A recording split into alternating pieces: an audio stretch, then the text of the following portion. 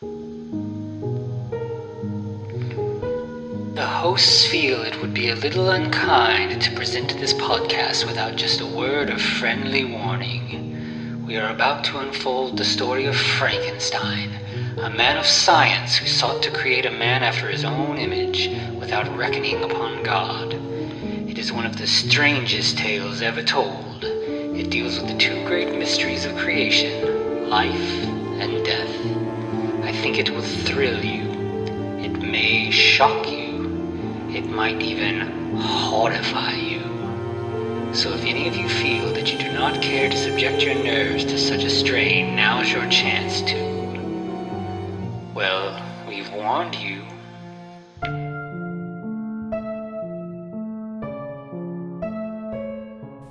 Hello, and welcome once again to the Frankencast. I'm the mad scientist, Anthony Bowman. My pronouns are he, him, and I'm joined as always by... One-time boyfriend Eric Velasquez. My pronouns are also he, him. See, what people could be misunderstanding that, but that's actually a line from the movie. Yeah, so we're back with a more classic Frankenstein movie. I feel like we've done a lot of weird stuff lately, but this is, a good old black and white creature feature drive-in kind of movie. Frankenstein's daughter. This is late 50s, though. Mm-hmm. It very much feels like it. It's got the occasional scenes of like teens dancing by a swimming pool while a not so great rock band music number. Yeah, I think we get like 3 full music numbers in this movie. Yeah, I think you're right. But a lot of times when you have that, it tends to be like, wow, there's so much filler because there's no movie. But this movie, like, there's a story. It goes places. It's not just like wasting your time with music numbers. But yeah, this is it's a fun, like, very, very teen oriented kind of movie for sure. Yeah, it's in the vein of I was a teenage werewolf, I was a teenage Frankenstein. Yeah, absolutely. Yeah. Like, in fact, I mean, like, right away when it starts, before we even get credits and title card, we just have a couple making out, leaning up against a car, just very, very classic teen stuff. The boy, or they kind of like talk for a minute. The boy gets in the car, drives off, and then as the girl turns to walk to her house, this weird, monstrous looking girl like rushes towards her. And she, screams, and then we get the title card. Well, it's almost like a cave girl, right? That's kind of the idea. Yeah, it's like a primitive look. Like, body-wise, it just looks like a teen from the 50s, but like the face is, it's very, she's got like really pronounced teeth sticking out and just kind of like a, the unibrow. Yeah, classic monster-looking thing. But yeah, it definitely looks like a Neanderthal kind of character. Yeah, she's even got mutton chops. That's impressive. Yeah. So then we get the title card. Frankenstein's daughter like pops up over the picture, and then we go straight to like I think just a black screen with typed credits. Yeah, exactly. And yeah, we get all the actors, which I don't think any of them are any of them particularly well known, would you say? Yeah, I didn't recognize anybody from this. It looked like maybe the Oliver character might have been. He looked vaguely familiar, but I'm not even sure that I know him from anything. Right. I mean, yeah, he was in a lot of movies. Kind of. I mean, I don't know that there were any famous movies. What do we got here? Like Swamp Girl was his last one in 1971. Get Smart, I guess. He was on the Get Smart TV series and Perry Mason. So a lot of TV series stuff, right? Gotcha. Yeah, and a lot of Westerns, it looks like. Yeah, Donald Murphy is the guy. Yeah. Now, the lead actress, Sandra Knight, she really has some Heather Langenkamp vibes. Yeah, I can kind of see that. Yeah. So I wonder if there's any connection. Probably not, but still, And she's kind of similar, she's in a couple Westerns, a couple horror movies from the 50s and 60s, but yeah, nothing. The biggest other thing, she's, I think, a minor character in The Terror, which is, one of the last Boris Karloff movies. Right. One of Boris Karloff's last and one of Jack Nicholson's firsts, and then she was just in there as well. Right. So yeah, like you said, The Terror, she's been in Bloodbath, and then it looks like she was in a couple horror movies in the 90s. Okay. So maybe almost a scream queen, but not exactly. Gotcha. Yeah. A dust-covered scream queen. Yeah, it looks like she may have been in some Corman stuff back in the day, and then, may have gotten a little, like, resurgence from, like, people who grew up on Corman and started bringing some of those character actors back. I feel like everybody's been in Corman. I think, like, somehow I got into a Corman film. No. But yeah, so after all this, we do wake up to, apparently the man's name is Carter Morton. Mm-hmm. Which I love 2 last names as your full name. That's amazing. Yeah, because like the whole time she keeps calling him Uncle Carter, and so I assumed it was his last name, and then it's like way later in the movie someone calls him Morton, and it threw me off. Right. It's like we just needed Carter. We could have lived with Carter. No, nothing else needed to be said. Yeah. But I guess because her name is Trudy Morton, which it sounds like he's saying Judy Morton at the beginning. Yeah. So there's name confusion is what we're saying. Yeah. But she slept in and missed her tennis appointment with her friends. Mm-hmm. And she says she didn't sleep well. She had a really bad dream, but it felt so real. Right. And he tells her, have more than coffee. You have to have something substantial for breakfast. Yeah, he's doing the like. We're never really like explained why she just lives with her uncle, but like it's clear that he cares about her and is like doing the kind of parenting thing with her. Right. So this is when the Hays Code is in effect, right? Or just yes, yeah, it should still Okay, so this is when the Hays Code is in effect. So obviously that means that we can't allude to someone having sex, I guess. Mm-hmm. That's why the uncles are a big thing, because somehow they mean that no sex was had. Yeah, I don't know. Yeah, that kind of makes sense. Time did some like weird backflips to make things logical to them, I guess. Yeah, and I guess the Perfect Woman movie, which was not was British, so wouldn't have been Hays Code affected, but it had the same kind of setup with like it did. An uncle, a scientist uncle taking care of his niece. So yeah, that may have just been a thing at the time too. Yeah, why couldn't these just have been their parents? Like, that seems to make more sense to me. They're going through a lot of loopholes to make them aunts and uncles. Yeah, I'm and not yet sure. Somehow in control of their life. I don't know. If someone smarter than us can figure that out, let us know. We have our theories, but I'd be curious if there is like some sort of cultural reason for that. It had to be, right? It had to be like inappropriate to even allude to sex for some reason. But anyway, we have a gentleman reading a book named Oliver who apparently is a pain in the ass for Carter because or maybe he doesn't value Carter like he should because he's like, hey, if you've given me a key, I could have started our work an hour before this. Mm-hmm. I've been sitting around waiting on you. It's wasting time. So like we find out, so Oliver is Carter's assistant, but he's clearly he's a doctor in his own right, and like it's kind of unclear why he wants to be. I mean, eventually we'll see, but like right now it's like, why are you working under this guy? You don't seem to like him or respect him, and he seems kind of annoyed with you. It's just a bad situation all around. Which leads to the question, why didn't the old guy just fire him? Or does he just like having someone around that he could be like, fuck you, right? Like, yeah, because Carter even says, like, if you don't like being here, you just quit. You can leave.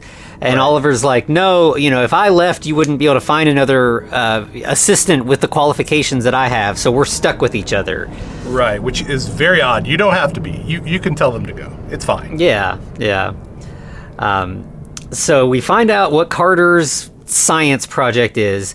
He's got a formula he's working on that will keep cells from breaking down, which would end the aging process and possibly death. Which is actually something that people are working on right now, which is odd. Mm-hmm. Yeah. But Carter's like, I'm on the brink of this breakthrough. Like we're so close to solving it, and Oliver's like, no, you're not. Like, what you have works for internal cells, but it causes external disfigurement, and no one's going to use that. Like, no one's going to take something that causes them to be, horrifically disfigured in the process. Right, specifically on skin cells, right?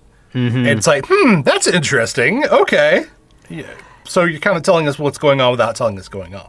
Yeah, and in fact, Carter's like, how do you know that it would cause disfigurement? We haven't even started testing on people yet. Right. Oh, no reason. Yeah. It's not like I've done this before. Right. And that's why I know everything that you're trying to do doesn't work. Yeah. So it like they do a pretty good job here where it's like, I mean, it's not hard to kind of figure out, okay, Trudy wakes up having a bad dream. She slept it like it, and all the pieces are there, but they still do a decent job of kind of like slowly teasing it out for you, so that it doesn't feel obvious, but it also doesn't like it doesn't take too long to figure it out. Yeah. From there, we cut back to the girl from the beginning, which her name is Susie. Yeah, Susie Lawler. I wonder if she's related to the king of wrestling, Jerry the King Lawler, Yeah. So she is telling these two guys who will eventually find out her name, Johnny and Don. Jeez. These guys are like white bread in person form. Like, the most generic dudes, for sure. Yeah. She's telling them about the monster she saw. They don't believe her. Well, Don's bitter about it. He's like, yeah, sure, whatever. Because he was trying to get with her at the beginning of the movie and she pushed him away. Mm-hmm. So he's mad he couldn't get his. Yeah. If you're so sure you saw a monster, why are you telling us and not the cops? And she's like, well, I can't report it because I snuck out on a date. My parents didn't know I was out of the house. So it's, that's not going to work. Right, which makes... how old... I don't want to spoil anything, but how old is Oliver? Do we know? Just enough to make it creepy, right? Yeah. Okay. I think at this point, Trudy also comes up. So these four like teen characters, I mean, the actors are definitely adults, but I think we're supposed to believe that they are all under the age of 18. Right. By the way, Johnny has some massive chest hair. Like teenagers do, I guess. Yeah.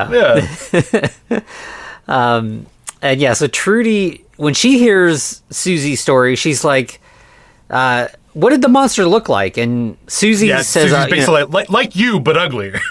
Right, and specifically says she was wearing like a blue negligee, which seemed weird for a monster. Yeah. And Trudy looks freaked out and runs away. Right. Because she's like, oh, that was me. Yeah. I had the same dream, except I was in the monster's body, and so it sounds like that really happened. Right. And then we get a little bit of, as Johnny and Trudy leave, Don, of course, complains to Susie about, her being a little not interested in his advances. Yeah, it seems like we got to try, or like a love square here where like Susie... or Dawn is into Susie, Susie's into Johnny, Johnny's into Trudy. Right, and Trudy's only into Johnny. So it's kind of a love triangle, or just a love C.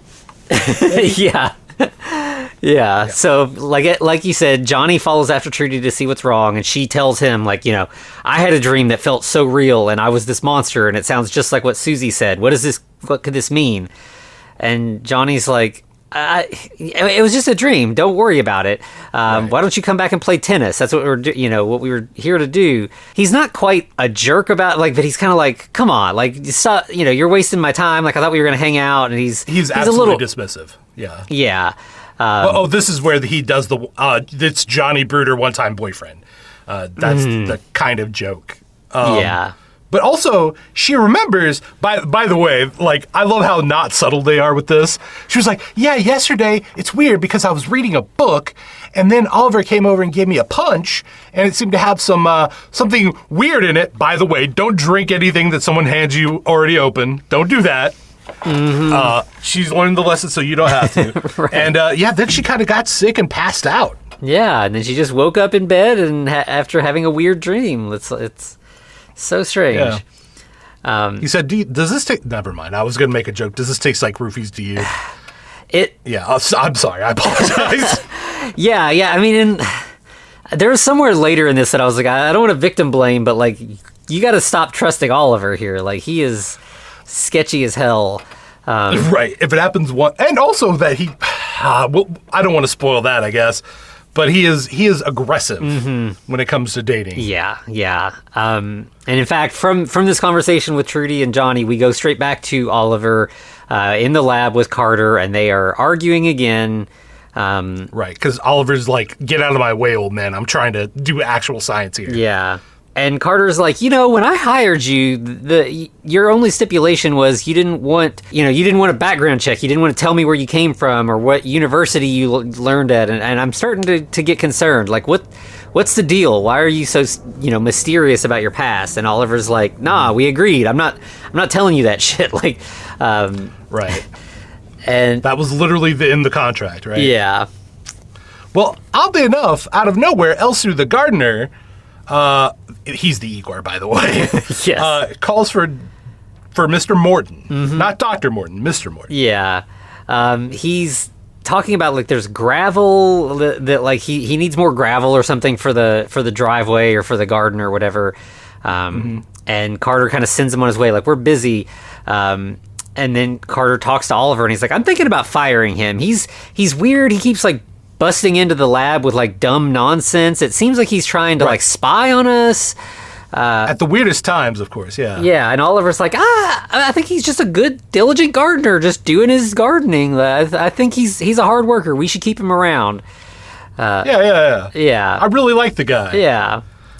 Okay.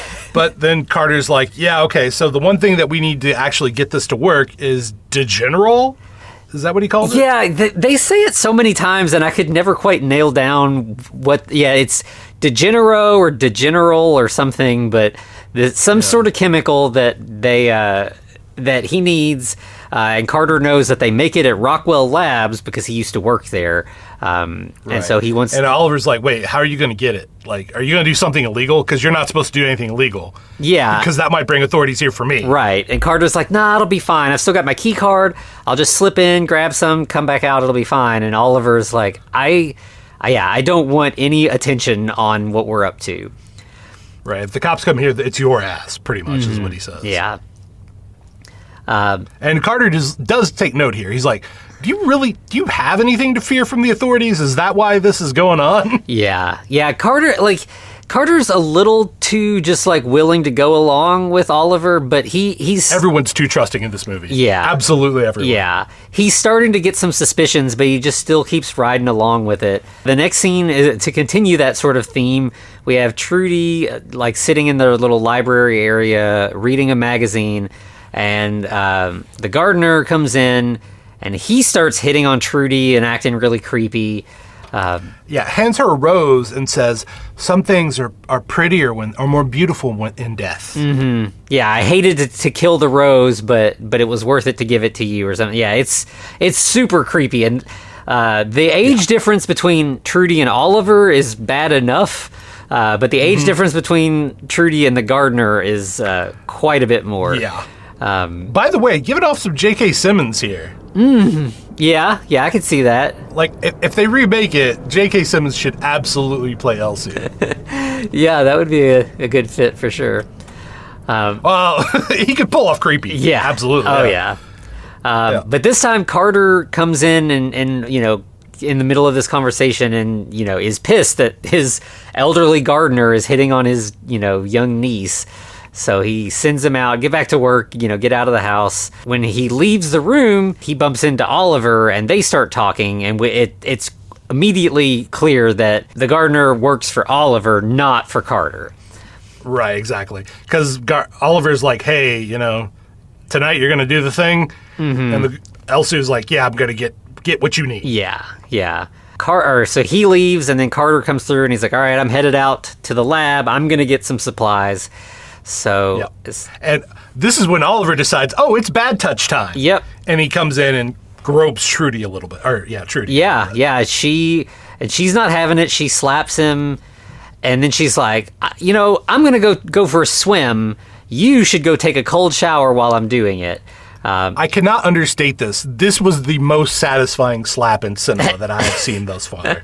Yeah. It was. He definitely earned. Although at the same time, I was like, Trudy, why are you gonna? You're home alone with him, and you're gonna go swimming? That just seems you're really putting yourself in a more dangerous, vulnerable position than you already were. But once again, too trusting. Yeah, exactly. But this is when Oliver decides, hey, I've actually stolen the key or made a copy, and I'm going to sneak into the lab, even though I have been playing off like I haven't been doing this. Yeah. So he's working in the lab. Elsu comes in and he has, what he was sent out for is body parts, but all he has is like a human hand. He literally gives him a hand. I love that. That's such, this should have been a comedy. Yeah. Yeah, it does, again, kind of going back to the Corman thing, this feels like the Corman version of Little Shop of Horrors, and it feels like someone could have done the, Frank Oz version of Little Shop of Horrors with this, and really made a real wild kind of musical version. Yeah, could you imagine the creature, actually possessing Susie's body and doing all the things Susie did? Yeah. Going out on dates with boys. That'd be Yeah, now I really want to see I'm writing this tonight. It's happening. I'm going to try to sell... Frank Oz isn't really... He's retired now, right? I think pretty much, yeah. Yeah. Damn. All right. But Oliver's pissed because he sent Elsu out specifically to get a head for the brain. That's what he wanted. Right. And Elsu's like... Elsu had to improvise because there was more than a couple cars there. Yeah, it was he could only take what he could take. Yeah, it was a car accident, but some other cars were coming. He had to get out of there, so he did the best he could. And at this point, Elsu calls him Frankenstein. What? He was a Frankenstein? But Oliver's like, no, it's Frank now, not Frankenstein. I mean Frankenstein. Yeah, he's like, you got to keep that under wraps. And Elsie's like, no, but it's an honorable name. It was an honor. I served under your father. My father served under your... Yeah, I was a child when your grandfather was doing his original experiments, and you should be proud to be a Frankenstein. And Oliver's like, well, yeah, of course, but I also don't want to go to jail. So, I got to keep it on the down low for now while we're working on the experiment. Frankenstein's just get incarcerated. That's the policy. Yeah. But no, obviously he's done some shady stuff in the past too. Absolutely, yeah. But Elsu does say, I want to help you with this experiment, but you got to stop messing with Carter's niece. That's not okay. Right. I almost feel like he's but that's my job. No, it's not either one of your jobs. Please step away. Yeah. We get the explanation for the whole Trudy monster situation. Oliver is pushing Carter's work, testing it in advance because he thinks that this preservation stuff will help his monstrous creation not break down, not rot. Right. So he's kind of overstepped Carter at this point, right? Yeah. As far as he already knew what was going on, he's done all these tests that Carter's trying to do. That's why he knows everything. Yeah. But so this is why he is choosing to work under Carter, even though he can't stand him. He is using Carter's work to help advance his own work. And he's also mixing up another drink for Trudy. Mm-hmm. Yep. So he comes out. It's another glass of punch. Why? Literally, why? And everything about this is the one where I was like, I don't want to victim blame, but so he has two glasses of punch. Trudy goes to grab for one, and he's like, no, this one's yours. And she's like, right, what's the difference? And he's like, oh, well, I know you like yours a little sweeter than mine, so I added some sugar. So mine is too tart. You would not like it. And she's like, oh, okay. And she kind of sips, and she's like, no, I think mine's pretty tart too. And he's like, yeah, it's fruit punch. It's going to be a little tart, but you got to drink it all to really get that out of it. And she... Yes, slug it down, ma'am. Yeah, what? No, it tastes like shit, bro. Yeah. And she even tells him that. Yeah, she does not like it, but he guilts her into it, and she drinks every drop, and it's like... Come on, Trudy. Everything about this was so many red flags. But she does end up, when she finishes it, she's like, okay, well, I'm going to go to bed. I feel a little woozy. Yeah. Probably what you drank. Mm-hmm. Let's think about that. Yeah. And by the time she gets to her room, she has already kind of started, Mr. Hiding, basically. Right. They put the tired makeup on first, and yeah. Mm-hmm. She falls down onto the bed and almost immediately pops back up, and now she has thyroid disease because of the bulging eyes. Mm-hmm. Yeah, now she's fully a monster. Oliver walks in as she sees herself in the mirror and, is horrified by her own appearance. And, But we're not stopping there now. She's getting a little bit of the old melty face. Mm-hmm. Yeah. So, she ends up attacking Oliver to, push him out of the way and escapes back outside. We cut to the cops then. Yeah, we have our two police characters, which, was very much a common trope in these 50s and 60s movies. Yeah. So when was the cut over from the, Keystone Cops to hyper-competent police officers like these. Well, one of them's hyper competent, one's less so. Yeah, it seems like, I think like maybe noir movies kind of like made people really into like competent detectives, and then like it seems like when we got into creature features in like the late 50s, then they tended to be very competent police officers. Yeah. I think it definitely speaks to like these creature feature movies are about like we're scared of, these are like we're scared that teens are all bad now. They're getting into rock and roll and doing drugs. And then we had like the nuclear ones and stuff. But I think we get fascism will protect us. Yes, yeah. We want the authorities. We want the police officers to be our daddies who are going to keep us safe. And yeah, I think that it's definitely part of that whole like teen rebellion kind of clamp down. Right. But these cops are getting these calls about a monster in a bathing suit, a bikini bathing suit, attacking people. Yeah, and the first one, like it's very like they're kind of joking with the guy on the phone. He's at a gas station, and they're like, "Are you sure you're not at a bar?" And he's like, "No, man, I work at the gas station. I just saw her." And they're like, "Okay, we'll look into it." And they hang up, and they're kind of like, "Oh, crazy guy." But then the phone rings again, and it's another person with the same report, and they're like, "Oh, okay, maybe there's something to this." Right. So they do go off to investigate, and Oliver and Elsu are like, "Oh no, we've got to give her the antidote because she's going on a rampage now." Yeah, and everything's going to become public. Yeah, this is again, Oliver like, I don't want to draw attention, and this is definitely going to bring eyes around here that we don't need. Sure enough, we cut back to the cops who have arrived in the neighborhood. They talk to this woman who's bleeding. She was attacked by the monster. Now, this is also interesting to me because, like, in times past, like with the early Dracula, Frankenstein, Mummy, there wasn't a lot of, like, blood. Mm-hmm. We're starting to get into the blood phase of horror. Yeah. Right?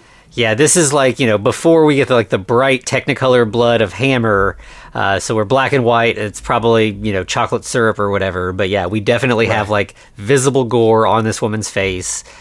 Now, we're going to actually see more gore, actual gore later, which is interesting. But we'll talk about that when we get there. Yeah.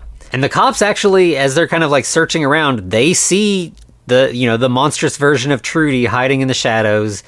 They start firing. And first thoughts, shoot it. Yep, of course.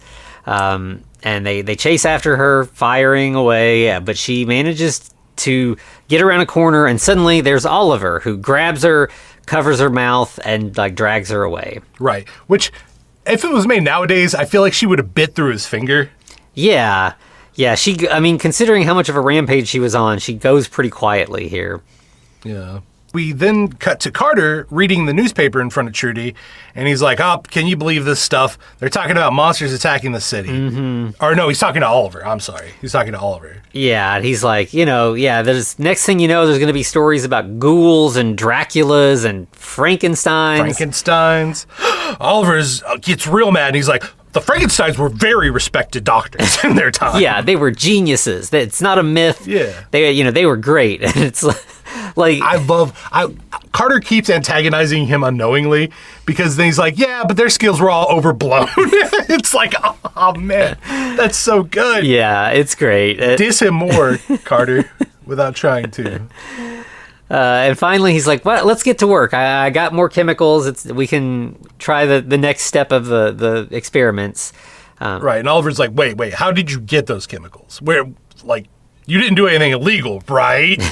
Because we don't need the cops here, right? Yeah, and Carter's like, "Don't worry about it. I got them. Everything's fine." Yeah, I just got them. Yeah. It's fine. Or you can leave. Mm-hmm. Once again, he gives him the option to leave instead of saying, "Get the F out of my house." Yeah. He just keeps... It's like, he just doesn't want to fire him. He wants him to quit for some reason. Right, which I understand that nowadays. So that's a thing that, companies do, but... For this time, it's weird. Yeah. It's not like they're worrying about unemployment or taxes or anything. Like, this is all... Right. I guess Carter is the secret villain, because obviously he doesn't want the cops here either, but he also doesn't want to openly antagonize Oliver. Mm-hmm. Yeah. So, we go from that. We have a quick scene of Trudy, in the morning, looking at her face in the mirror. Like, obviously she looks normal now, but, she's kind of remembering what happened last night. And then we go straight to the police station where the cops are... I think they're talking to a reporter. Yes, they're telling the reporter not to report anything, which that's still a modern thing. That's still going on. Yeah, I think they kind of do the thing where it's like, well, once there's like, we don't want to hamper our investigation, but as soon as there's some good information, we'll give it to you first. We'll give you the scoop, but you just got to keep it under your hat for the time being. We'll make sure it goes to you and your publisher first, right? Well, there's somebody next to him. Who's this guy? Yeah, they get a visitor. It is the president of Rockwell Labs, who wants to talk about the recent theft of Digenero from his laboratory. Yeah, it was stolen last night. And turns out this is very, dangerous stuff. It could easily disfigure a person. He even, he noticed the headline in the newspaper today and wonders if the hideous monster on the loose might be someone, illegally using Digenero. It's possible, right? Yeah. Yep. So now Carter is trying the Digenero. Yeah, he's got, Oliver in there again. But we get, they're working and Elsu peeks his head in and there's a little bit of a sound. And then Oliver just crashes into Carter and makes him drop the test tube full of the chemical. Okay, but Elsu doesn't just come out of nowhere. He comes from behind a hidden wall. Yeah. Does Carter not know he has a hidden passage in his house? Yeah, it seems that way. Or did somehow Elsu and Oliver install it while he wasn't looking? That's a whole nother part of your house, man. Where did that come from? Yeah, it makes no sense. If this was Oliver's house, I would have bought it. Yeah. Right? It's okay, he knew his family had that installed when they got there. Because Frankensteins are going to Frankenstein, right? Of course, yeah. But why, Carter, my man? Yeah, and Carter's all upset. Of course, that was all the Digenero they had. And, of course, Oliver's like, oh, I'm so sorry. I heard a sound. It scared me. I didn't mean to bump into you. Yeah. And, Carter's like, well, since we got nothing else to do, I'm just going to go to bed. He's very disappointed that his experiment fell through. I've got no more Digenero. I've got to call it a day. Well, that's when the doorbell rings. Yeah, so Oliver goes to answer it since Carter's going to bed, and it is Trudy's friend Susie. And Oliver's like, I think Trudy's out back in the pool. You can probably find her out there. Now, Susie's a little sassy, so she says, I'll find her myself. Instead of having Oliver point her out. Yeah. So she does. She goes around the house and she shows Trudy the newspaper with the monster headline and is like, look, I told you I'm not crazy. There really is a monster out there. And Trudy's like, right. I never said you were crazy. I think I'm the monster, actually. Now, Susie does something that's really weird to me.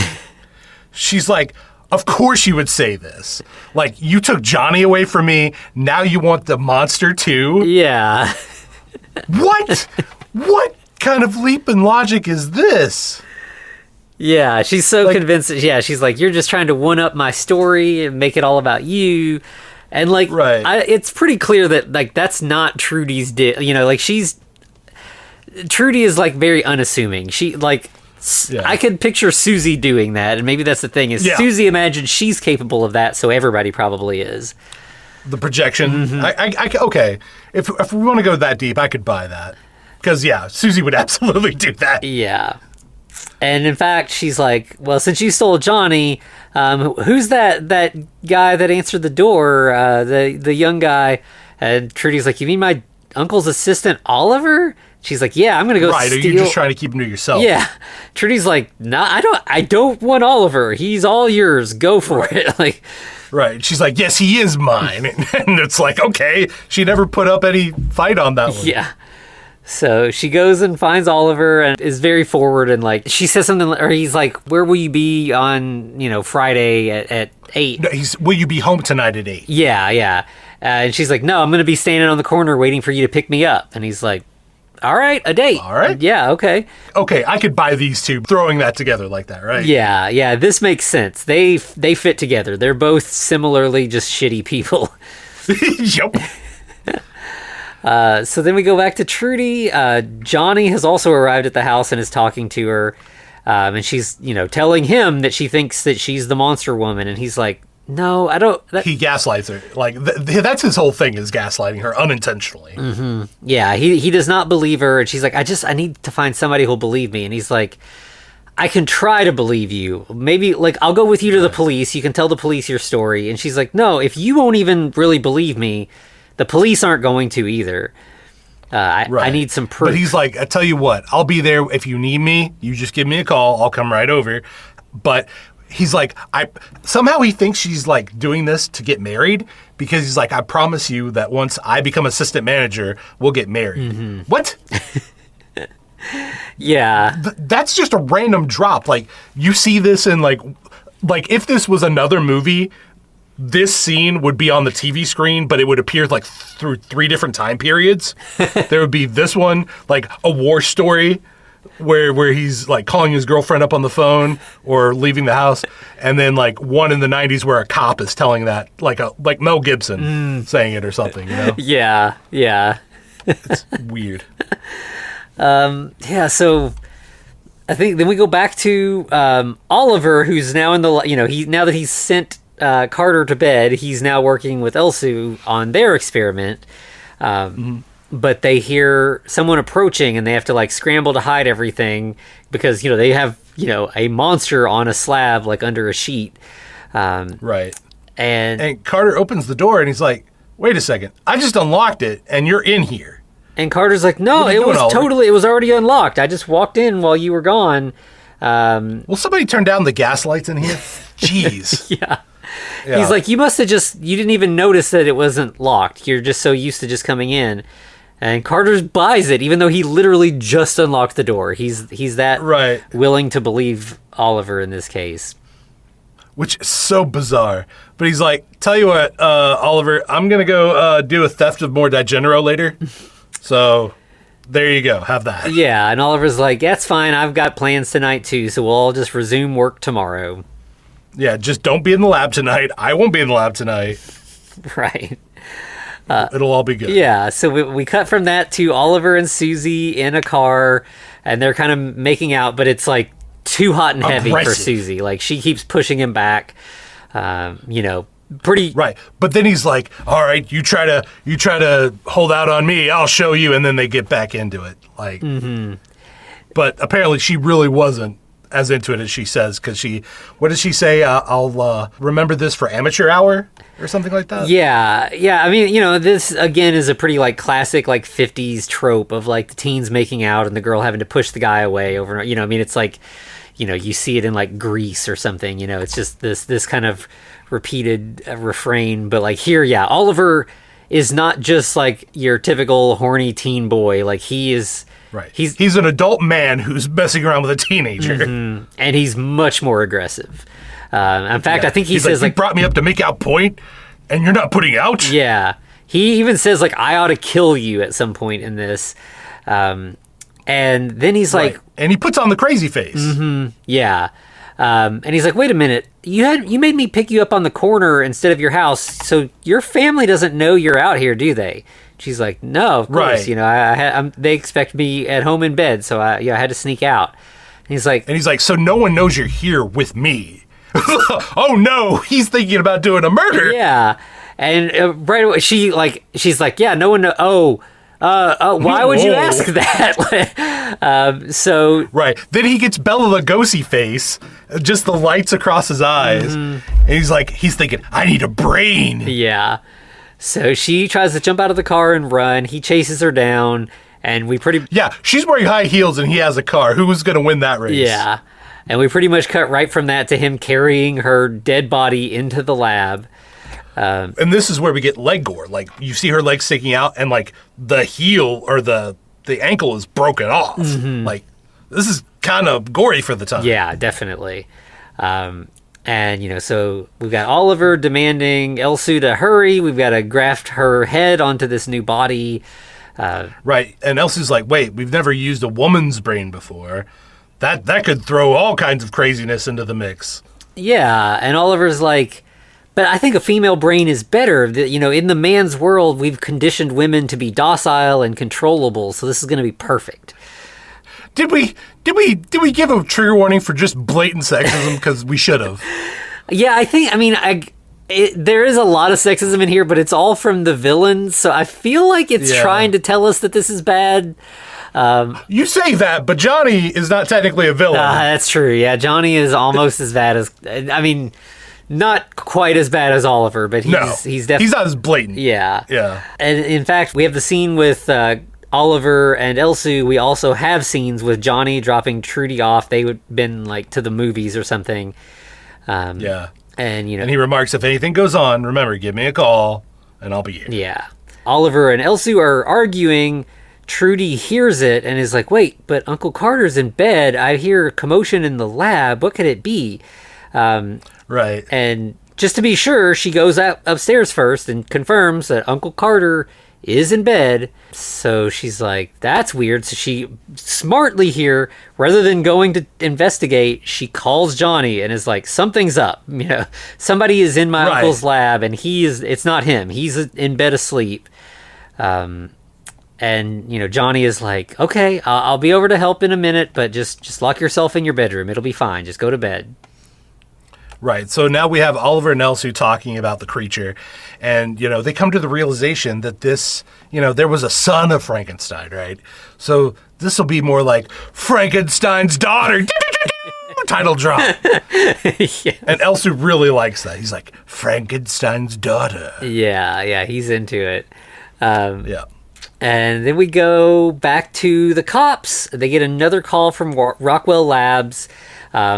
Somebody again tried to steal the Digenero, but this time they got caught in the act. And it was an elderly man. Yeah, it was an elderly man, and he was like, I shot at him a few times, but I missed.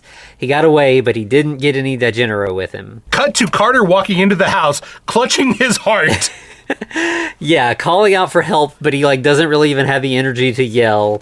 Right. Like, he's dying of a heart attack. He's like, Oliver, Trudy. Yeah. And of course, you know, Oliver and Elsie are in the lab, and they're trying to revive the creature, but it doesn't seem like it's working. Right. And then we have Carter collapsing on the stairs, and Oliver hears and is like, all right, Elsie, go hide. This experiment didn't work, but I'm going to have to go see what's going on out there. And upstairs, Trudy also hears, so we kind of have everybody arrive. Trudy and Oliver both sort of arrive at Carter's side at the same time. Carter, man, he's a trooper. Like, the guy's dumber than a bag of bricks, but he's like, I'll be fine. I just had a little bit of a heart attack. Also, I did get a little bit more Digenero. Yeah. Yeah, because Trudy's like, I'll help Uncle Carter to bed. You go call the cops, Oliver. And Carter's like, no, don't call the cops. Don't call the doctor. I'm okay. The dude's like, I would rather die. Yeah. And of course, it doesn't take any convincing to get Oliver to not call the authorities. I feel like Oliver was trying to ignore Carter for as long as he could in hopes that the old guy just died. Yes, absolutely, yeah. But then we see down in the lab, the monster that has been left alone wakes and sits up in the dark lab. I don't know how much I love this design. Like, it's so bad it's good because it's literally just a rubber suit with bandages on its head and like lipstick. Yeah, and the face is kind of like divided in half, like down the mid, like and like one half is real lumpy and gross, and the other is slightly less gross. I mean, it's still pretty monstrous. Now, this is supposed to be Susie's head, right? That's what they said, but it does not in any way look like Susie. Wait, no, not at all. Like, even if she had gotten into an accident, like, do you think the actress was like, I'm not putting on a ton of makeup? Yeah. So they just had to hire a guy to do it. Yeah. Just some random dude. That makes sense. Yeah. The monster starts shambling up into the main house. It like breaks through the glass of the back door and like unlocks it and just wanders off into the night while everybody's trying to help Carter. Trudy says that someone broke in, and Oliver's like, yeah, broke in, not out. That's what happened. Yeah, and he like kind of steps away from her and he's like, she's alive. You know, like, we have to have the she's alive line. Well, he says she's alive. You know, it's so good. And then we cut away to like a warehouse storage kind of facility. Right, we get a not Laurel and Hardy, I'm sorry, Abbott and Costello crew here. Pretty much, yeah. We got a guy who hears a noise. He goes to investigate. He gets attacked by the monster. Tries to hit it with a crowbar. It fails because this thing can slug off bullets. Yeah, it eventually ends up like crushing him in like a really heavy door. That is an interesting kill. I don't think I've seen something quite like that. Like, it literally pins him in between the doors and just crushes him. Mm-hmm. Blood spurts out of his mouth. Yeah. And so the monster just keeps moving, and then we have another warehouse worker finding his dead coworker. And then we cut back to the cops who are discussing the second break-in at Rockwell. And also... Right, but also there's Susie Lawler, the missing teenager, is missing. Yeah, and they're like, I don't know how that could be connected, but we should just keep it in mind. You never know. Yeah. They're already putting it together. They know. Yeah, and then the phone rings, and it's the warehouse worker reporting his dead friend. And they're like, okay, we will come investigate. So yeah, I get the vibe that this is like a small town, and like suddenly all the crimes are happening all at once, and these two cops are like, shit, like, we can't. Yeah, this has all got to be related somehow, right? Yeah, like there's a bit later where the lieutenant tells the detective, like, you should go home and rest for a little bit so your wife doesn't forget what you look like. Yeah, they've clearly been having a rough time. Yeah. But, yeah, interesting. I don't think we even find the name of the town until, like, at the end. They call it Brighton. Mm-hmm. Yeah. So, I don't remember hearing it any time before this. Yeah. Or before the end. Yeah, it is way near the end that they mention it finally. Right. But, so then we cut to Trudy watching Carter. She's like, I hope he doesn't die. Yeah, and she's like, you really should go to bed. And he's like... I might go take a walk and, get... Right. The best thing for a heart attack, I'll go walk it off. Yeah. What? And she's like, yeah, all right. Put more blood pressure behind it. It'll be good. Right, yeah. But Trudy's like, yeah, a walk, that could be good. Get out and get some fresh air and then come home and go to bed. And he's like, you should stop having to sit around and babysit me. You should get out and do something. And she's like, no, it's important to me. I want to make sure you're safe. And he's like, okay, well then invite all your friends here. Have a party. And then I'll be here and you'll be here. It'll be fine. Right. Said no parent at that time, I don't think. Yeah. And she agrees, like, okay, I'll do something in a couple weeks. And he's like, no, like, tomorrow. Like, do this soon. You need to have fun. You're a teen. So, yeah, he's a good uncle. Yeah. I mean, he cares about her. He is definitely more of a father figure, obviously. Yeah. But he's the cool dad. He's like, yeah, go have a party, kid. Right. It'll be good. Yeah. So then we get Elsu, who is basically the Igor, arguing with Oliver because he's like, yo, I'm really hungry. I want to go to sleep. Mm-hmm. Give me a break. Yeah, they're like fighting, like they need to find the monster, and Trudy walks in and is like, what are you all fighting about? What's missing? And Oliver's like... Right, Elsu's like, I'm just going to go get a sandwich, I guess. Yeah, he just leaves, and Oliver's like... Yeah, the neighbors, they're missing their dog, and Elsie was helping them, so I just told him he needed to keep helping them, because it's important for them to find their dog. Yeah. What? Circular logic's gonna circulate? Yeah, and Trudy's like, okay, but then there's a knock at the door. She's like, oh, that must be Johnny. I think we were going to go out here in a little bit. I love how the creature has become polite at this point, instead of just busting in through the front door. Yeah. So as you said, she answers the door. It's the monster. She screams and faints instantly. You miss those days where people just passed out at things. Right. So Elsu rushes in and is like, oh, we need to get you back to the lab, to the monster. He's like, escorting them through. Meanwhile, Johnny arrives. Yeah, it's like the monster is Elsu's daughter. Yeah. Kind of. Yeah, he's definitely like caring for the monster. And then Johnny does arrive, kind of at the same time that Oliver does, like, Oliver being in the house and Johnny coming and just arriving to the house. And they work together to kind of help Trudy to the couch. Right. Oliver's going to gaslight all day, every day. Because he's like, yeah, she just came in and we were talking and she just passed out. It was really weird. And she's like, no, but there was a monster at the door. And Oliver's looking at her like, yes, there was a monster at the door, nodding slowly to Johnny. Yeah. It's definitely like, he's like warning, like, Johnny, I don't know what's up, man. Your girl's crazy. Yeah. you should stay with her. She's just, keep an eye on her. She's clearly hysterical. Since Carter had his heart attack. So, like, this guy is probably the most devious Frankenstein because he's putting these things in people's minds. Like, he's seeding doubt and then exploiting it later. Yeah, absolutely. Like, so Johnny is sitting with Trudy then, and he's like, I think I know what's happening. I think Susie made up the story Johnny. about the monster, and then because people didn't believe her, she dressed up like a monster so that now people really think there is one. I think it's a... Right, she's just going to disappear for a little while and then come back with a new story. She faked going missing. It's a whole elaborate hoax. It's all Susie. Johnny? If someone does that, that's probably a sign of mental illness. Yeah. I know you don't know about this at this time, but you shouldn't just laugh that off. It's not cool, man. Yeah. I was talking to Johnny, not you. That was fine. I was making a joke. You're good. Yeah, it definitely, like, I mean, in a world where monsters aren't real, this is probably the most logical explanation for what's happening, especially because Susie does seem like the kind of person who would be willing to do this to get attention. Right, but also, I will say that Johnny holds on to logic well past its due date. Absolutely. It's like, we've kind of entered a crazy place now. I'm still going to be logical.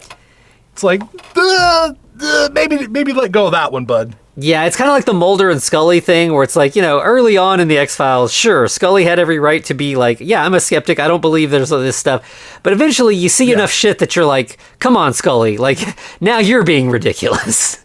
Right. You see a guy crawl through a pipe, like a 3-inch pipe. It's like, maybe some weird stuff's happening. Yeah. Cut from Johnny and Trudy back to the lab where Elsu is caring for the monster, kind of calming her down. And Oliver's like, what are you doing? You didn't tie her up. She's dangerous. And, Elsu's like, no, she's our creation. We should take care of her. Right. She's gentle as a lamb. I think this is the best Frankenstein monster yet. It's very interesting how, like, Elsu goes from super creepy, like... Well, okay, he's still super creepy, but now he's, like, fatherly super creepy. Yeah, he's definitely proud of his work. And as they're kind of talking, Oliver reveals his ultimate plan, which is that he's going to kill Carter now so that he can fully take over the lab and it be completely his. And he's like, Carter's old. Like, we can make this look like the natural causes. It'll be fine. Right. He's already prepped for another heart attack since he goes walking right afterwards. Right. He's good to go. Let's inject this creature with more Digenero. Yes, yeah. So we go straight from that to the party that Trudy promised to throw. So, oh yeah, random dance music, baby. Yeah, so that we got a bunch of teens out by the pool. They're all dancing and kind of in their bathing suits. These are clearly 20-somethings. Oh, yeah. They're meant to be teens for sure. Yeah. And so we have I think we get most of a song. Then we have Trudy and Johnny. They're grilling out some shish kebabs and stuff to try, making some food. Who puts a shish kebab grill in their home, into the wall? Yeah. Was this a thing? Yeah. I can't see it being a thing. Yeah, because it does seem like it's not... This seems like the thing that would be a barbecue outside, but it does look like it's in the house. Yeah, it's where the actual stove should be. Mm-hmm. They took it out and planted a shish kebab grill there. Yeah, it's wild. And these aren't, I know what you're thinking, people. You're thinking, oh, these are normal, skewered shish kebabs. No, these things are on swords. Yeah, they're huge. It's whole apples are on these things. That's how big they are. Whole vegetables, and chunks of meat. Yeah. So they they put them back on the grill. They, stuff wasn't quite done. And Trudy's like, where's Don? I haven't seen him in a little while. Right. And, Johnny's like, oh, he's just been really sad since Susie's missing. So he's probably just moping around. So Trudy goes out away from the pool, kind of into the brush or, around the house. And a monster pops up and scares her. But nope, it's actually just Don in a mask. It's one of our first jump scares from this early of a period. Mm-hmm. Yeah. And it's it's a classic jump scare of the fake out jump scare, Mm-hmm. Trudy, she's mad, but kind of good humored about it. She's like, well, come back to the party. Should hang out with everybody. It'll get your mind off things. Right. Because you tried to scare me, now I'm going to make you sing for the crowd. Mm-hmm. Yeah. It's just here you go, band. Here's just some guy who's going to sing along. And At first, Don's Right. like, "Nah, oh shucks," I don't want to do that. But then the band starts playing, and he immediately just joins in like it's nothing.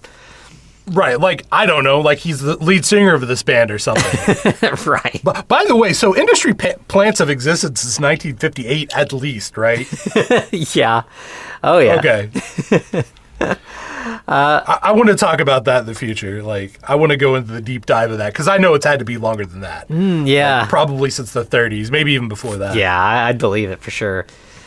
But yeah, so by this point, this is, I think, the second full song we get, and then we'll even get a third whole song with Don as the lead singer. But in the meantime, we have Elsu. They've moved the operation up into like an attic. I think maybe that's just where they're keeping the monster. Elsu is watching the party through the window. Oh yeah, he's really happy about it. Yeah, and Oliver's like, "You're gonna draw attention. Don't be looking out the window." And he's like, "It's a bunch of teens down by the pool. They're not looking up in the attic windows at us." No one's going to notice. Yeah. Oliver's like, well, all right, so tonight's the night. We've got to kind of rush things.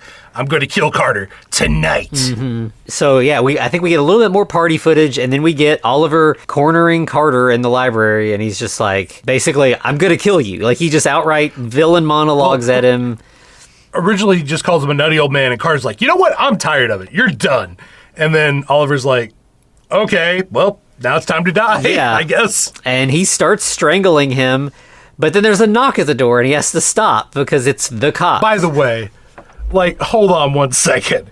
You're telling me you're going to go from strangling the guy to being just chill and letting him open the door. Yeah, and not just opening he's letting in the lieutenant. Like, this is a cop. Right. It is kind of interesting. Like, Oliver is such a good.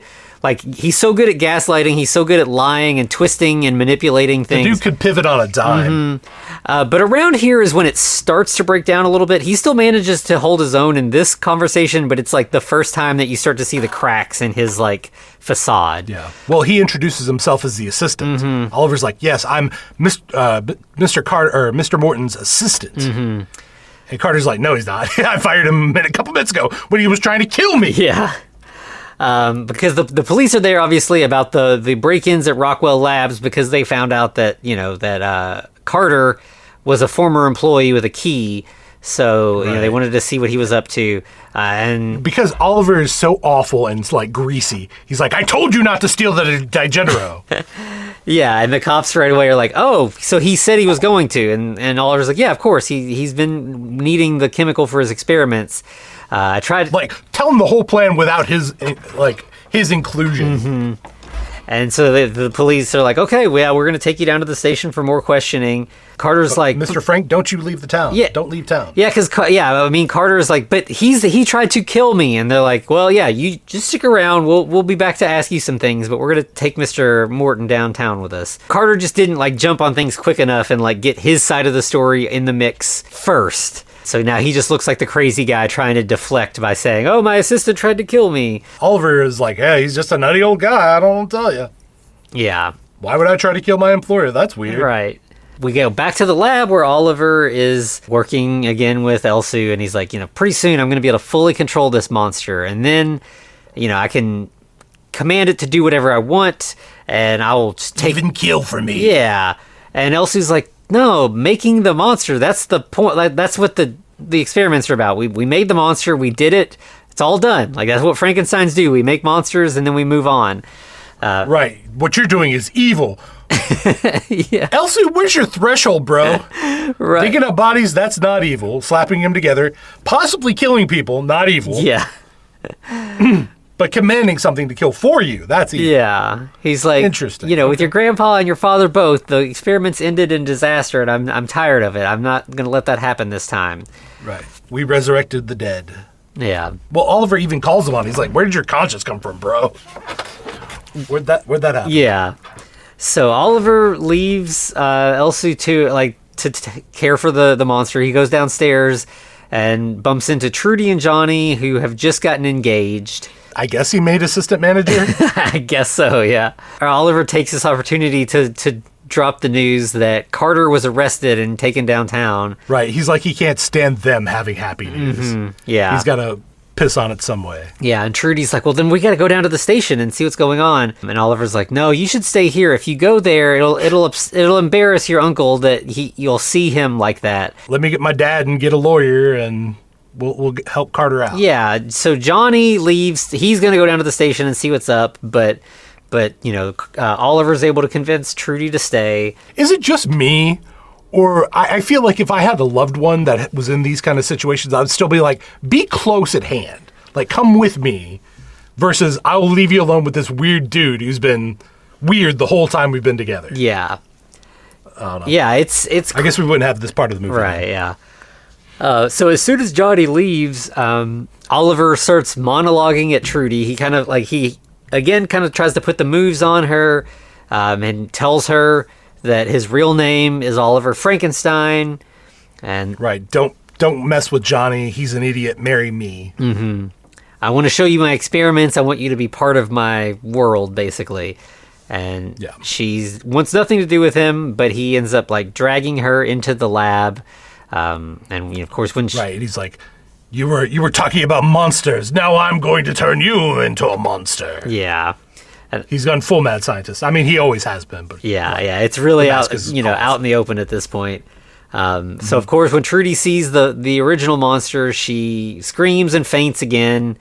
Right, and Elsie's like, "I'm not going to let you do this. I've developed a conscience. I'm going to report you to the police."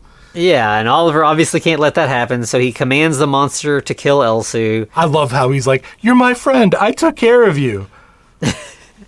Yeah, he expect it's never really explained how Oliver has this power over the monster when, it would make more sense that the gardener who is caring for the monster would have that bond. Right. But yeah, sure enough, the monster starts choking out Elsu. While it's all going on, Trudy wakes up on the slab and sneaks out very quietly. So she has escaped. No. Yeah. And then Johnny arrives to the police and he tells them his dad has a really good lawyer and they should let Carter go. Mm-hmm. And the cops are like, well, he's not feeling very well right now. We can't let you visit him. Only like an attorney can go see him now. But yeah, if you come back with your attorney father, we can let him, them talk. Right. And Trudy busts in and basically says, yeah, Oliver is a Frankenstein. He tried to kill my uncle. He's made a monster. Basically giving him the whole plot of the movie. Mm-hmm.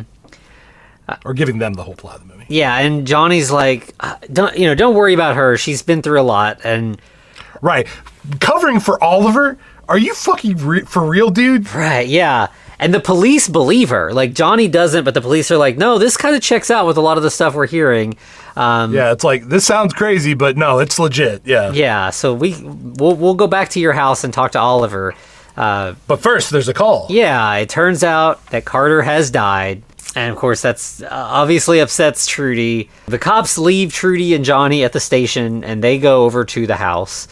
Right. Oliver's pouring them a scotch, and I kind of wonder if it's not poison, right? Yeah, I'd believe it for sure. Right, but of course the police are like, no, sir, we're on the job. Like, I don't know if I buy that, but sure, why not? And for these guys. Yeah, and they just tell Oliver everything that Trudy told them. Like, she says your last name is Frankenstein, and that you've created a monster and all this.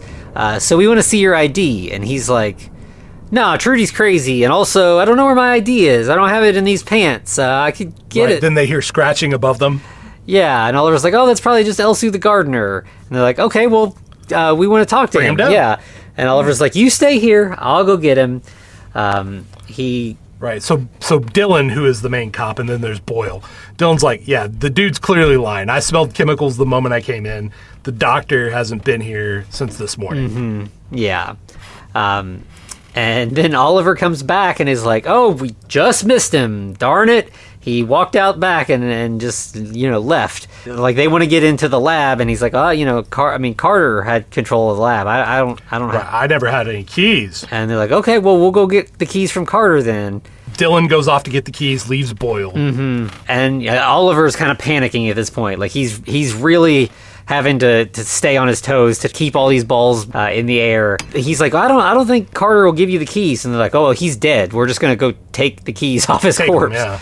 Oliver tries to act like he's sad about that, but it's, he's... Well, doesn't he say I have to go upstairs or something like that to Boyle? Mm-hmm. They hear a sound, and, like, Boyle's going to, like, go check it out. Dylan has left at this point. Yeah, and so basically, look, Oliver sets it up so that, like, he thinks the cop is going to go one way and he's going to go the other way, but the cop turns around and follows.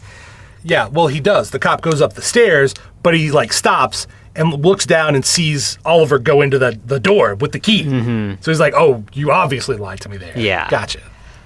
Yeah, so he follows Oliver through the secret passages and eventually finds Oliver in the attic with the monster. Right. Oliver he's doing full villain monologue. He's admiring his creation at this point. Mm-hmm. Yeah, as soon as the cop walks in, he's just like, okay, time to pivot. Like, clearly this cop's got to die now. He's seen too much. Yeah. Well, he also has to say, I have surpassed my forebears. I am Frankenstein, Yeah. The cop pulls his gun and starts, like, shooting. Tells the creature to stay back or I'll shoot. Yeah. I love that. That's a great trope. Yeah. And never worked. Oliver's like, you shoot all you want. It's not going to hurt. And sure enough, he fires several times as the monster approaches him. It does nothing. Eventually, the monster chokes him out as well. And we get another shot of the creature. Obviously, lipstick is painted onto the mask. Yeah. It's wild. I love it. Yeah. So then... Well, then Dylan makes a call for Boyle, or at least we get him calling for Boyle. He's like, it's really weird I'm not getting him. He should still be at that house. Yeah, nobody's answering at Carter's house. That's very strange. There should be several people there. Yeah. And then we cut to Johnny and Trudy in their car. And Trudy's like, hey, Boyle's car is still here. But, like, I haven't seen him in a minute. Yeah, and then they hear the phone ringing, so they rush inside and answer it. It's the lieutenant still trying to reach the detective. Trudy's like, the house is just empty. I don't see anybody around. And he's like, that's... Right. God bless Johnny. God bless this man, because he's like, hey, there are dozens of reasons why a cop wouldn't be here. And to be fair, he's not wrong, but also when shit like that's going down... I think the house should be swarming with cops. Mm-hmm. Yeah. So they start to, like, search the house, and they end up finding the secret lab door that, like, I think was just partially open. Here's something I wish would have happened, and if I got to rewrite this movie, I would include this as a twist. I was thinking, with as much gaslighting as Johnny's inadvertently doing, wouldn't it be cool if he was the younger brother of Oliver? Yeah. Yeah, that would be really cool. But no, we're not that. We're not there. Yeah. Sorry. They end up, like, they find the lab, or they're just in Carter's lab, but, like, the monster is in. Johnny's like, nothing's here, see? And except for that secret door. Yeah. And the monster is in, behind the door and hears them and breaks free. So the monster comes into the lab, and then they turn to run, and Oliver has come in the other door. So now they're kind of cornered. And he's like, are you satisfied now, you meddling kids? Johnny tries to squeeze his way past him, and Oliver just one hand stiff arms him. And he's like, my monster has already killed the detective and the gardener. And, Trudy's like, you're crazy. You won't get away with this. And he's like, crazy. Right. Johnny's like, you're not going to let get away with this either, Ed. Also, let us go. Really?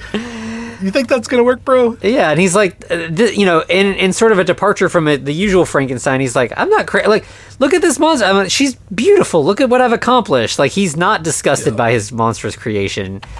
No, he loves it. Yeah. And so, of course, Oliver sicks the monster on Johnny, who is kind of trying to fight. He literally calls it Susie. Please kill them. Mm-hmm. And then we hear police sirens approaching. So Oliver tries to rush out of the lab and lock them in with the monster. But as he steps out, he sees that the lieutenant has just burst into the house. So he runs back into the lab and locks himself in with the kids and the monster. Right. Johnny is trying to use the gurney bed to keep the monster at bay. Mm-hmm. Where's Trudy in all this? Yeah. She's nowhere on screen. Yeah. Johnny, he grabs like a big beaker full of acid and tries to throw it at the monster, but the monster bats it away, but it hits Oliver in the face, who suddenly turns all monstrous. Right. As the cop the cop goes to the like window and fires 2 shots in at the monster. Mm-hmm. Yeah, he's like just to do it. Yeah, like outside through like one of those upper little basement windows. The monster is like staggering around, with the gunshots and trying to get to, his, her master Oliver, who's, right, dissolving under acid. But she gets too close to a beaker. Yeah, she catches her sleeve gets touches a Bunsen burner or whatever. She catches fire and is, stumbling around on fire. And, in all of this commotion, Johnny and Trudy are able to escape out of the lab. Right. Dylan is all smiles as he sees, like, the burning corpse of the monster and Oliver, and he's like, well, it's all over now. It's like, maybe don't smile at that. Yeah. That's kind of a somber moment. Yeah, right? He's feeling very victorious that he's solved the problem, but he didn't really do much. He fired 2 shots that did nothing.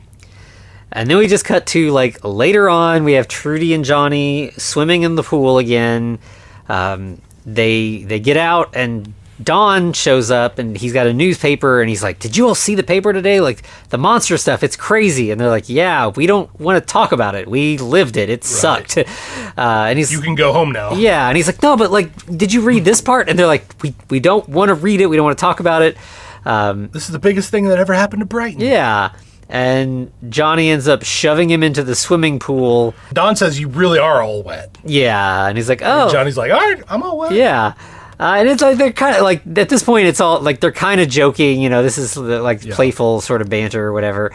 By the way, Don's really cool with his girlfriend just being murdered. Right, yeah. Effectively by his best friend as well. True, yeah. Yeah, he's not really like thinking about the ways that it's impacted him. He's just like, oh, this is a cool monster story. He probably didn't get laid, that's why. So like, it's cool. And Trudy and Johnny, like, as much as they're like, we don't want to talk about this, now that they've shoved Don in the pool, they just start making out. Then that's right. We have them making out and then go to the end. Like that's our like wrap up. I can't call this an abrupt ending. It probably went on longer than it should have. Yeah, it does. It feels like a weirdly lighthearted ending for this movie that, like, Trudy has just lost her uncle, the, like, father figure that she had, like, they've all lost a friend. Technically her best friend? Her best frenemy? Yeah. Yeah, so it seems like it should be a little bit more somber ending than we get. But I guess this is, right. It's a teen movie, so we got to end on a high note and make everybody happy. This definitely could have been better, but obviously in the late 50s, we're not going for scary exactly, I don't think, at this point. Like, horror movies are kind of dying out. Yeah. And being replaced by sci-fi. Yeah, this is definitely more creature feature monster movie than horror movie. It's all right. I mean, that's pretty much the best I could say for it. Yeah. It's like you said earlier. It would be a good double feature with I Was a Teenage Frankenstein or something. It's a silly kind of lighthearted teen movie, but it's fun. It does have a little bit of like thriller elements and intrigue as you have like the the villainous Oliver pulling the strings. But arguably one of the smoothest Frankensteins. Mm-hmm. Yeah. Yeah, he does a much better job than a lot of the like the Peter Cushing versions that always end up like giving away the plot too soon, and like he has that one moment when like Carter is talking shit about the Frankensteins where he kind of like lets the mask slip a little bit and gets very defensive, but other than that he's a pretty smooth operator. Yeah, I mean he doesn't let it slip until basically all the lies have caught up to him. Mm-hmm. Yeah. But yeah, so it's right. Fun, it's not a really deep Frankenstein movie, but it's a fun one for sure. No. Yeah. It's definitely worth a watch. All right. So Anthony, I mean, it's the holiday season. Mm-hmm. It's time for family. We've met Frankenstein's daughter. We've already met the son of Frankenstein a long time ago. How about we meet Frankenstein's great Aunt Tilly? Yeah, so this is one that I don't know anything about. Like, it's just got the silliest title. I like stumbled across it recently and have not, I've held on to it just for the show. But I believe it is more of a comedic film, and I am very excited to find out what goes on in this one. I think, but it does have a horror legend in it. Yes, it has Donald Pleasance, right? As Victor Frankenstein. Okay, yeah. So. should be interesting. This one, yeah, and it's from the 80s. Like the title makes it seem like it would be a little older than that. But yeah, we got a wacky 80s comedy next week, so I'm definitely excited to see how this one goes. Absolutely, it's going to be wild. Yeah, when is it? It's 80. Oh, it's the year of my birth. 84. Yep, so me too. That's 40 years old. Yeah. All right, Anthony, where can they find us? So yeah, you can find us on all the socials at the Frankencast, including TikTok. You can also find us over on YouTube. You can find us, or you can email us at thefrankencast@gmail.com. And you can obviously find us at patreon.com/thefrankencast, where we're still doing all kinds of new stuff. We're I guess we've started up more Munster stuff. We recently watched Drunk History, which was a lot of fun. There's just all kinds of good stuff over there, so we'd love to have you. Like we always say, there's all kinds of free trial options and a la carte options, and whatever you want to do. There's a lot of stuff over there for you. Absolutely, check it out. All right, and obviously do the subscriptions wherever you see us. That way you get notified that we're there. Absolutely, yeah. All that kind of stuff helps. I guess we don't really, bang that drum very often, but not to be called out. Yeah, likes and subscribes and reviews on Apple and all that stuff helps. So yeah, whatever you can and are willing to do, we'd love your support, in whatever way is available to you. Exactly. All right, anything else we got? I think that's it. All right, well, once again, to be continued.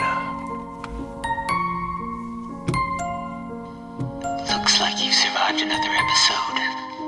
The Frankencast is a production of FCR Media. It's hosted by Anthony Bowman and Eric Velasquez. Follow us on Twitter at The Frankencast, or send us a letter at thefrankencast@gmail.com. Our cover art is by Amanda Keller. You can find her at Keller Illustrations on Instagram. Our theme music is by Vivek Abhishek. Thanks for listening.